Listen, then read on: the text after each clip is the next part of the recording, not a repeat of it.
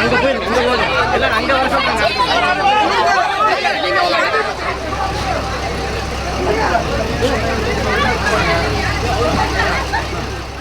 திருப்பூர் மாவட்டம் சின்னகாளிப்பாளையத்தில் மாநகராட்சி குப்பைகளை கொட்டுவதற்கு எதிர்ப்பு தெரிவித்து குப்பை லாரியை தடுத்ததால் அங்கு போராட்டத்தில் ஈடுபட்ட மக்கள் குண்டுக்கட்டாக கைது செய்யப்படும் காட்சிகளை அண்மை செய்திகளாக நாம் பார்க்கிறோம். விவரங்களை நம்முடைய செய்தியாளர் சரவணன் வழங்க நாம் கேட்கலாம்.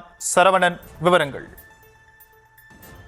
அதாவது இந்த இடம் ஒரு கலவரமான காட்சி இருக்கிறது. ஏன் அப்படின்னா, கடந்த ஒரு 45 நாட்களா திருப்பூர் மாநகராட்சி நிர்வாகம் திருப்பூர் மாநகராட்சிக்கு சேர்ந்த குப்பைகளை அங்கிருந்து சின்னக்காளிபாளையம் அப்படிங்கிற கிராம பகுதியில ஒரு கட்டமைச்சு அந்த இடத்துல கொட்டி அப்புறப்படுறதுக்கான முயற்சியில ஈடுபட்டு வர்றாங்க.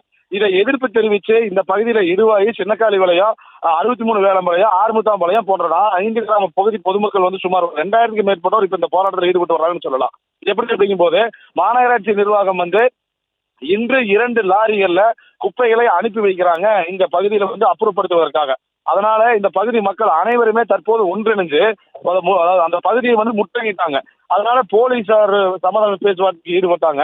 இந்நிலையில குப்பை கொட்டும் லாரி முன்னதாக 63 வேலம்பாளையம் பகுதிக்கு, சின்னக்காளிபாளையத்துக்கு பகுதிக்காகவே வரும் பொழுது இந்த பகுதி பொதுமக்கள் அந்த நடுரோட்ல உட்கார்ந்து கொண்டு, அதாவது கால்நடைகளுடனே உட்கார்ந்து கொண்டு லாரியை விடமாட்டோம் அப்படின்னு சொன்ன காரணத்தினால போலீசார் சமாதானம் பேசுறாங்க. அதை ஏற்க மறுத்ததுனால குண்டுக்கட்டாகவே போலீசார், அதாவது அவர்களை ஒரு சில வாலிபர்களை தாக்கி கையில் ரத்த காயம் ஏற்பட முடியாத தாக்கியுமே சட்டைகள் எல்லாம் கிழித்துமே தூக்கி வாகனங்களில் ஏற்றக்கூடிய காட்சிகள் தற்போது நாம் பார்த்துக் கொண்டிருந்தாலுமே இந்த பகுதியில மேலும் அந்த குப்பை கொட்டும் அப்புறப்படுத்தும் கட்டமைப்புக்கு உண்டான அந்த இடத்திலேயே தற்போது மாபெரும் தள்ளு முள்ளு, ஒரு வாக்குவாதம், இந்த மாதிரி லாரி மறுபடியும் சிறைப்பிடிச்சுமே இந்த இடம் ஒரு பெரிய பரபரப்பான சூழ்நிலை தான் இருக்கிறது.